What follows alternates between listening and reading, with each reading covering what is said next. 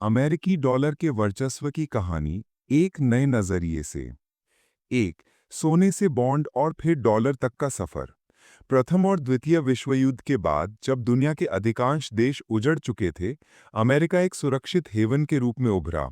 दुनिया भर के देशों ने अपना सोना अमेरिका के पास सुरक्षित जमा करा दिया और बदले में अमेरिकी बॉन्ड प्राप्त किए। ये बॉन्ड एक प्रकार का वचन पत्र था कि जब भी कोई देश अपना सोना वापस मांगेगा, अमेरिका उसे लौटा देगा। समय के साथ ये बॉन्ड ही अंतर्राष्ट्रीय व्यापार का माध्यम बन गए, क्योंकि व्यापारी और देश सोना शारीरिक रूप से ले दे करने के बजाय इन्हीं बॉन्ड्स के जरिए लेन देन करने लगे। एक दिन अमेरिका ने घोषणा कर दी कि अब वह किसी को भी बॉन्ड के बदले सोना वापस नहीं करेगा। उसने दुनिया को ये मानने पर मजबूर कर दिया कि बॉन्ड यानी डॉलर ही असली पूंजी है।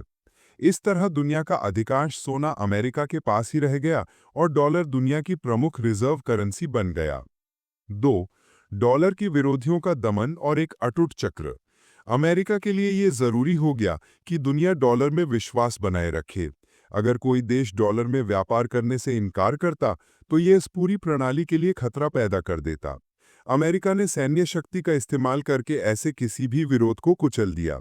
सद्दाम हुसैन के इराक और गद्दाफी के लीबिया जैसे देशों ने डॉलर के बजाय अन्य मुद्राओं में तेल का व्यापार शुरू करने का साहस दिखाया और परिणाम स्वरूप उन्हें भारी कीमत चुकानी पड़ी।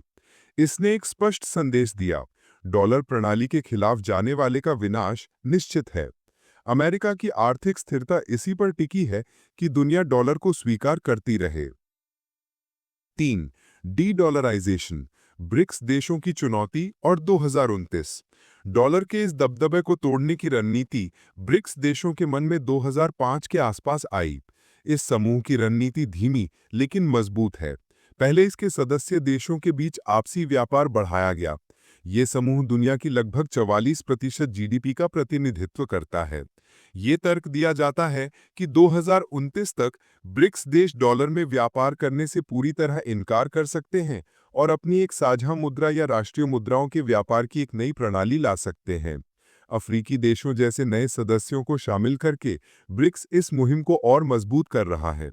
अगर दुनिया का एक बड़ा हिस्सा डॉलर को अस्वीकार करने लगे, तो लोग अपने बॉन्ड्स यानी डॉलर लेकर अमेरिका से सोना वापस मांगने पहुंचेंगे। चूंकि अमेरिका के पास उतना सोना नहीं है, वह दिवालिया घोषित हो जाएगा। 4. अमेरिकी प्रतिक्रिया और वैश्विक शक्ति का संतुलन। अमेरिका इस चुनौती को गंभीरता से ले रहा है और ब्रिक्स को कमजोर करने की कोशिश कर रहा है। रूस के खिलाफ यूक्रेन संकट और भारत के खिलाफ पाकिस्तान को समर्थन देने जैसी नीतियों को इसी रणनीति के हिस्से के रूप में देखा जा सकता है। हालांकि ब्रिक्स के 3 मुख्य सदस्य रूस, चीन और भारत अब टूटने वाले नहीं हैं।